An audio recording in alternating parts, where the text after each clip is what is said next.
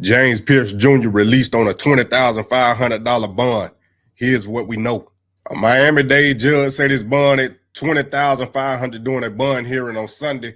Pearce posted that bond and was released from jail after the hearing. In addition to bond, the judge issued a stay-away order requiring him to stay at least 500 feet away from WNBA player Rakita Jackson and have no contact with her. Bond isn't a sentence, it's a release guarantee. The bond is money the defendant or someone on his behalf pays to ensure he returns to court for a future hearing. Being released on bond doesn't mean guilt or innocent. It means the court decided he could be released before trial under certain conditions. The amount reflects judge's assessment of flight risk. A $20,500 bond on several felony charges, including aggravated battery with a deadly weapon and aggravated stalking, is a moderate amount. It shows the judge believed he could be safely released pre-trial with conditions such as stay-away order rather than being held without bond or set at a much higher figure. Stay-away orders are common in domestic cases. Along with bond, judges often impose protective conditions in domestic violence cases aimed at protecting alleged victims, here requiring no contact with the other person involved. Now, supposedly, the lawyer he got said he was going to return to Atlanta, I guess up until the trial date, whatever date that is, I don't know yet. But we'll keep in touch with it to see what's going on. But, man, Arthur Blank got to be hurt.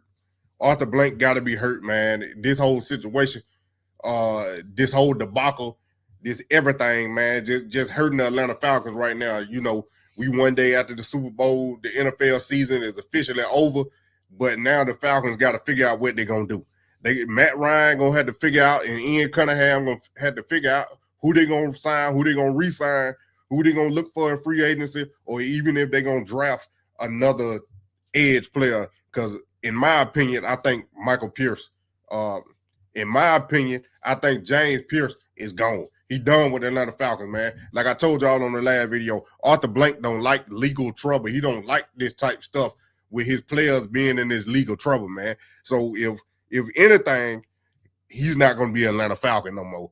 NFL is a whole different story, but I'm expecting he's going to get suspended maybe for a whole year or whatever the consequences is from the NFL. But you know, the legal stuff still going on, so because he still might get convicted and have to do some jail time. But who knows, man? We don't know the full story because we don't know her side, and we don't even really know his side. All we know is what happened, that it was domestic violence case, and he eluded the police and aggravated battery against the officer and assault with a deadly weapon. That's all we know. You know what I'm saying? We don't know exactly how it started and how it transpired and how it led up to the point to where he ended up crashing his car or eluding or running from the police. We don't know what's going on that side, but we're going to stay tuned with it.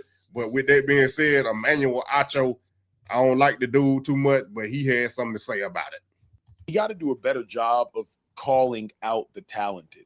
And don't just excuse people because they're talented. Shady taught me this, and I try to do this sometimes on TV, but Shady would get annoyed at his coaches, like, bro, coach me.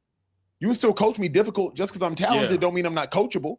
But I think sometimes we give too much grace to the talented. Now I'm talking off the field like James Pearce, talented. But hey, bro, if you do not fix your character issues immediately, you will continue to jeopardize your life and the life of those around you and the life of those that you love the most. And please understand, James Pearce Jr., that one bad decision that you make in the blink of an eye or in the midst of a second can change the next thousands of seconds, can change the next millions of seconds, can change the next tens of years for your life. One bad decision can alter the trajectory of your life forever. One bad decision. And so I think we have to do a better job of not being yes men.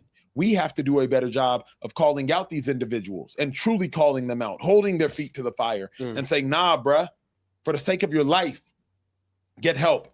For the sake of your life, be better.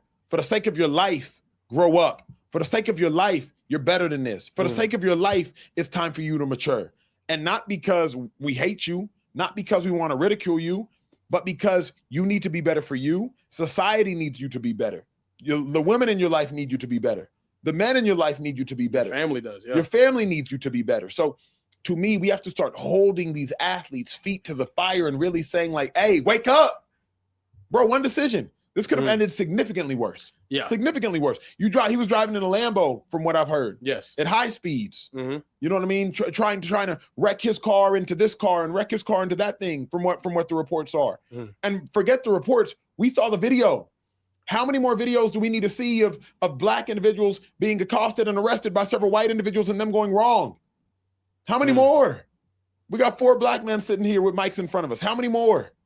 So to me, overlooking this situation and overlooking this incident would indict us.